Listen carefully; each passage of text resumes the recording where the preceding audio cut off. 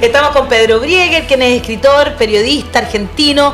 Hoy día vamos a estar juntos en un panel, yo les contaba, hablando de periodismo, justamente, y los desafíos de nuestro oficio, nuestra profesión, de los medios de comunicación en el mundo entero, que no está nada de fácil. ¿Cómo estás, Pedro? Bienvenido a La Voz de los que Sobran. Muchas gracias por estar aquí. Muy bien, un gusto estar con ustedes acá. A mí me gusta mucho venir a Chile, trato de venir cuando puedo, así que siempre estoy contento cuando llego a Santiago. Ayer nos vimos un momento cortito, pero me di cuenta que sabías mucho de lo que está pasando en Chile también.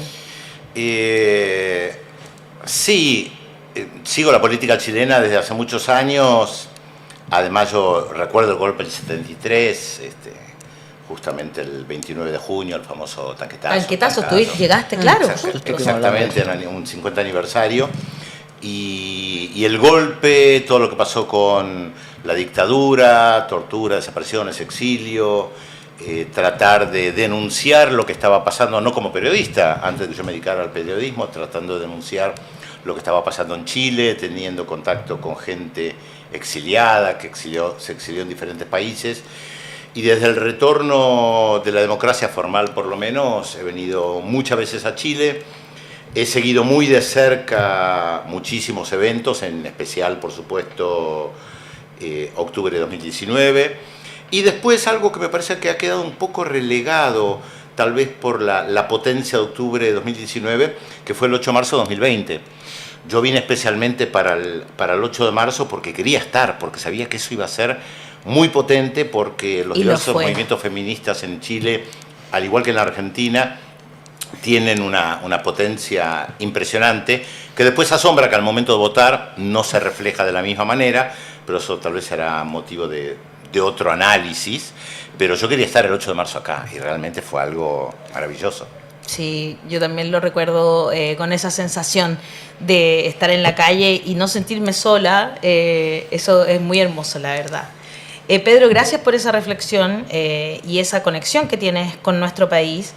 Hemos estado conversando justamente de los 50 años porque el negacionismo que ha avanzado en muchas partes del mundo también lo hace en Chile, ¿no? Y de repente hemos reflexionado mucho al respecto.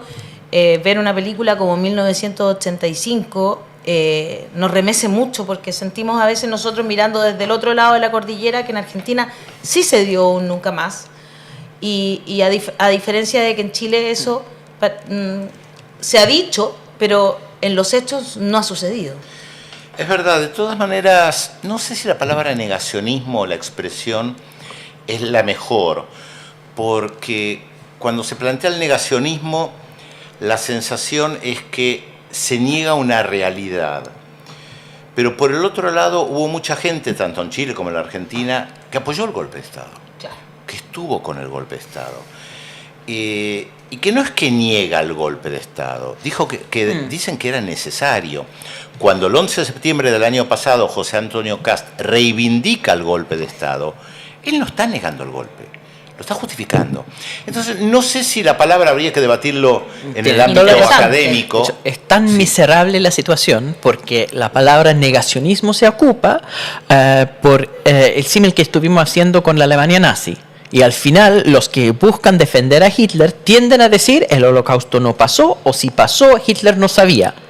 Estamos en un nivel miserable de debate donde los que buscan defender la dictadura de Pinochet ni siquiera niegan, sino que dicen directamente algo malo hicieron los que torturaron. Es verdad, creo que esto tiene que ver con el impacto, por lo menos en el mundo occidental, al que nosotros pertenecemos de alguna manera, sin entrar en debatir qué significa mundo occidental, pero donde la repercusión de lo que pocos años después de la Segunda Guerra Mundial se comenzó a llamar holocausto, no en un primer momento, tuvo un impacto muy profundo. Entonces, efectivamente, es como vos decís, son pocos los que se atreven a reivindicar lo que se hizo y en todo caso se pasa por negar. Pero tanto en Chile como en la Argentina, de lo que nos estamos ocupando básicamente, podríamos agregar Uruguay o incluso Brasil, me parece que no niegan. Dirán, como decía en una época, que tal vez hubo excesos, que estaba mal robar bebés, pero era una guerra y en una guerra, bueno, se fusila. Como que todo vale, claro. Claro, casi como que todo vale. Entonces me parece que adoptamos una palabra que, como bien vos decís, está tomada de lo que pasó con la Alemania nazi o con Italia, y tal vez no es lo mejor. Tal vez lo que a nosotros nos cuesta reconocer es que esos golpes de Estado tuvieron un fuerte apoyo popular. Y nos cuesta reconocerlo porque nos identificamos con las personas que sufrieron el golpe de Estado, más allá de si te identificás con Salvador Allende y su línea ideológica. Pero está claro que te opones al golpe de Estado. Entonces no podés comprender que haya gente que reivindique el golpe de Estado.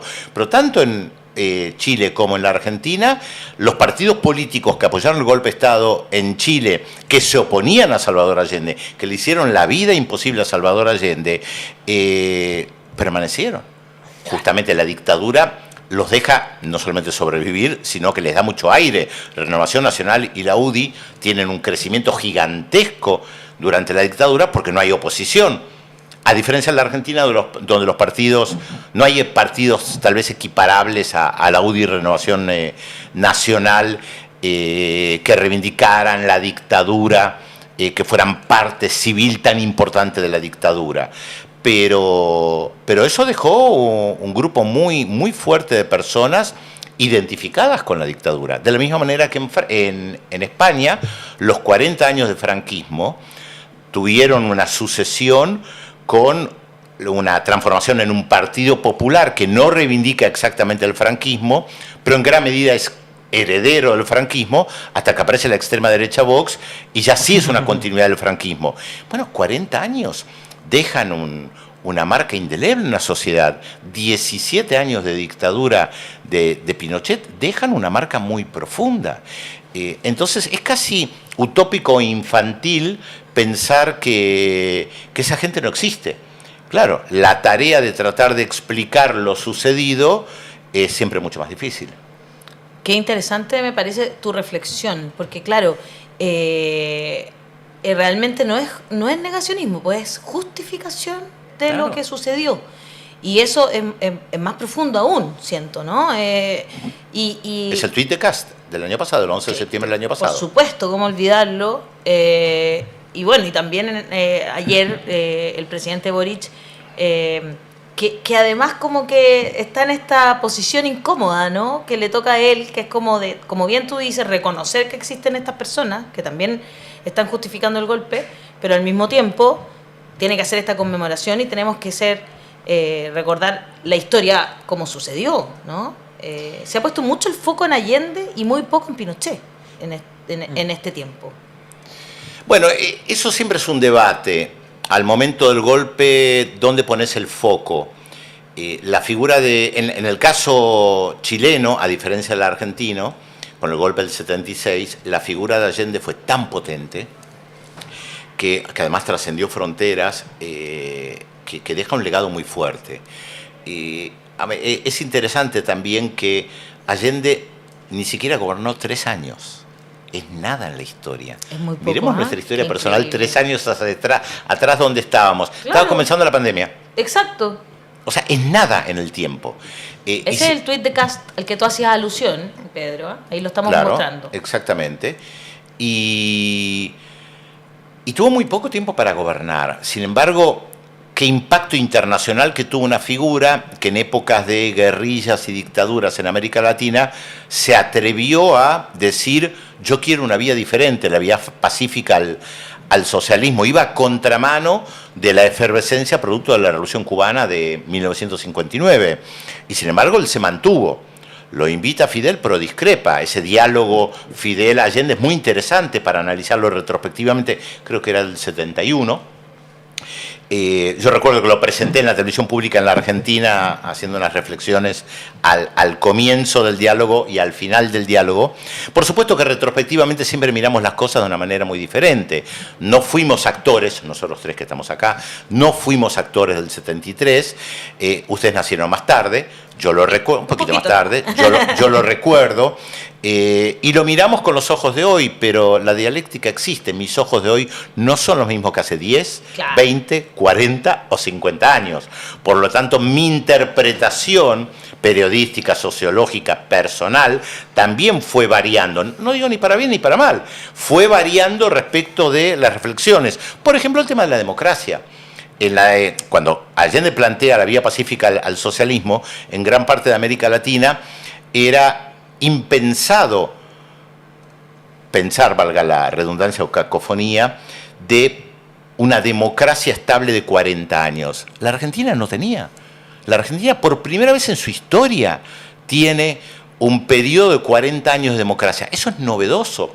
Obviamente, utilizar la palabra democracia cuando yo iba al colegio, que el Parlamento estaba cerrado, era ridículo. ¿Cómo yo iba a pensar que la democracia era un valor si el Parlamento cada 2 o 3 años se lo cerraba o se mantenía cerrado durante mucho tiempo y no se podía votar? No era un valor.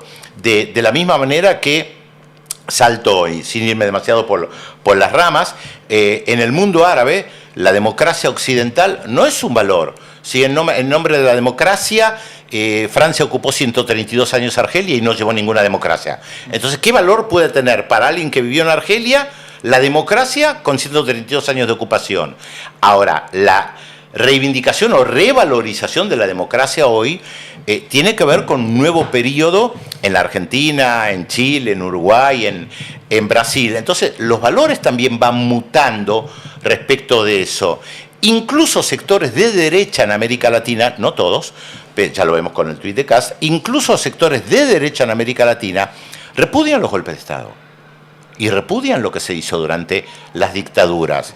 Pero Exacto. el contexto, miremos Colombia.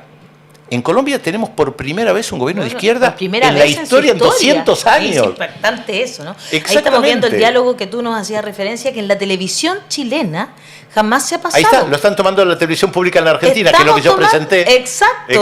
Mirá Y está qué en Nodal, interesante. en Nunca fue pasado. Nunca fue pasado. No te puedo creer. Es que No, no por puede eso ser. es interesante esta conversación No que puede estamos ser. teniendo nosotros hoy, porque los medios de comunicación chilenos son todos de un solo sector.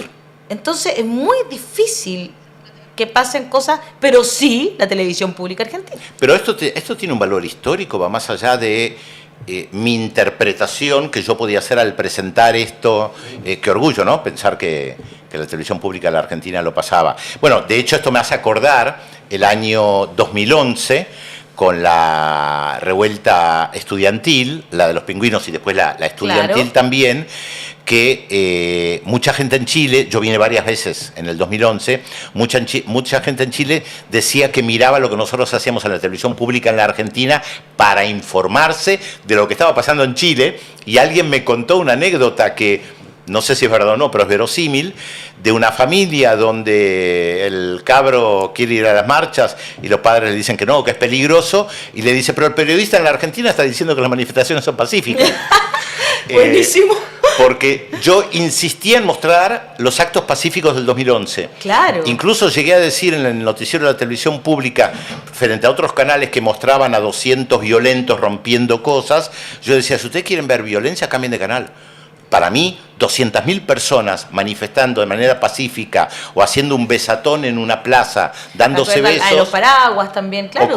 Es claro. mucho más valioso que 200 personas rompiendo cosas. Yo no voy a mostrar lo que hacen marginales porque es marginal. Es mucho más importante el besatón, la maratón de la educación, todo lo que estuvieron haciendo de manera pacífica. Son visiones diferentes de periodismo.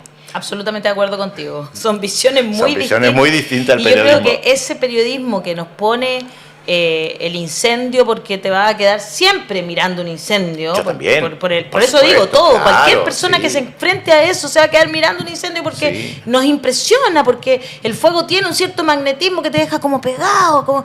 Y entonces, claro, esas personas como que se van a quedar por eso. Y eso como que arruina el periodismo a veces, ¿no? Que nos quedemos solo en eso. No digo que lo mostremos a lo mejor un rato, pero si nos quedamos solo en eso y no mostramos la otra parte, estamos mostrando solo una parte de la realidad, ¿no? Sí, por eso a mí me pareció en su momento que era un testimonio muy valioso esta filmación, porque fue un momento histórico, realmente relevante, y periodísticamente para mí era muy, muy interesante de analizar. Seguramente si veo hoy ese mismo diálogo voy a pensar cosas diferentes, porque esto lo pasamos, no sé si fue para un aniversario del diálogo, la verdad no recuerdo exactamente, pero como decíamos antes, la mirada va cambiando todo el tiempo, que es lo lindo de poder cambiar las miradas, ¿no? Absolutamente de acuerdo. Ángela Peñalosa nos dice, gran invitado Pedro Brieger, de lujo, gracias La Voz por traerlo, profundiza las reflexiones sobre nuestra actualidad. Gloria Alves dice, la herida vuelve a sangrar cada vez que se recuerdan los hechos, al menos las mías, dice.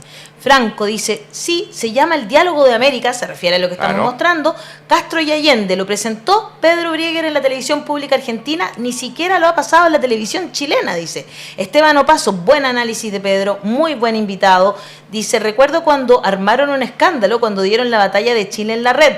Los medios son una vergüenza, me llega a dar rabia. Claro, aquí hubo un canal de televisión que pasó la batalla de Chile y sacaron la publicidad varios empresarios de inmediato. Lógico, claro. Absolutamente normal, y tiene que ver con esto que decíamos, mucha gente que apoyó el golpe. Exactamente, especialmente hay un sector, ¿no? Yo creo que Chile es muy homogéneo en ese aspecto, lo hemos conversado varias veces. Todos los empresarios son más o menos del mismo lado. Claro. Y eso hace muy difícil hacer periodismo en nuestro país muchas veces. En prácticamente todos lados, porque Latinoamérica entera, ¿o no? No solamente en América Latina, en el mundo. Los grandes medios de comunicación, los grandes medios de comunicación nacieron como parte de los poderes políticos, económicos, cuando nacieron nuestros países. No había televisión, no había radio, obviamente, pero había diarios. Los diarios acompañaban, o lo que había, o las gacetas que existían en un primer momento, acompañaban políticamente a quienes gobernaban. De la misma manera que el poder judicial era parte del poder económico, parte del poder político y parte del poder mediático. Las llamadas nuevas tecnologías, que ya no son tan nuevas, permiten que nosotros podamos ahora estar acá en un muy pequeño estudio con tecnología... Que antes no se podía. No se podía, tenía que tener mucha más profundidad. Exactamente, con tecnología que no es barata, pero es accesible. De hecho, podemos tener este estudio ahora acá. Esto hace 30 años hubiera sido imposible. Ninguna posibilidad. Bueno, yo dirijo un portal de noticias que se llama Nodal. Aprovecho y lo comento, nodal.am, que es de América Latina y el Caribe. Y ahí van a encontrar el diálogo entre Salvador Allende, está en Nodal, por si acaso, para que lo busquen. Y lo menciono porque nació hace 10 años de manera digital. Hace 20 el proyecto no hubiera podido nacer porque yo hubiera necesitado hacerlo en papel. ¿Y quién puede costear un proyecto latinoamericano en papel para 33 países? Prácticamente nadie. Imposible, ni los grandes medios lo pueden hacer. De hecho, El País en su momento de Madrid lo hizo durante un tiempo, publicar el diario El País en diferentes países de América Latina, en Argentina, tuvieron que cerrar, no se sostenía económicamente. Claro, bueno, hoy es posible tener un medio de comunicación digital con la misma potencia que puede tener un diario como El Mercurio, como La Tercera o un canal de televisión. De hecho, durante octubre de 2019, yo tengo el hábito de leer prácticamente todo, trato de leer todo, por supuesto, pero yo me informaba mucho más por medios de comunicación llamados alternativos en las redes sociales, o la camarita, ¿cómo se llamaba la camarita que estaba puesta sobre Plaza La Dignidad las 24 horas? CIMA, Galería CIMA. Galeriacima.cl. Sí. Yo lo primero que hacía para saber qué estaba pasando en Plaza Dignidad era poner galeriacima.cl, porque no quería que nadie me contara lo que estaba pasando en la plaza. Yo podía verlo con mis propios ojos. Eso era increíble. Era increíble. Sí. Y después, de hecho, yo decía, ¿voy a ir o no voy a ir? A ver cuánta gente hay. Exactamente. O si hay algún disturbio que no me guste. Y después empezaron a mover la cámara para que se pueda ver en mayores ángulos. Y tantos otros medios. Nosotros nacimos en el estallido, en noviembre de 2019. Y la cantidad de medios de comunicación que informaba minuto a minuto lo que estaba pasando. Obviamente con los grandes medios de comunicación no nos hubiéramos enterado, ni que hablar de un diario en papel que te lo trae al día siguiente, encima, que no puede seguir el minuto a minuto. Y nosotros ahí podíamos ver minuto a minuto los enfrentamientos. No, increíble. Bueno, nosotros nacimos ahí y nos vieron la primera vez 1 millón de personas ese día a través de Facebook. Y eso fue porque, como bien tú dices, acá como había un déficit de medios de comunicación plurales, digamos, entonces como que había una necesidad que no estaba cumplida, ¿no?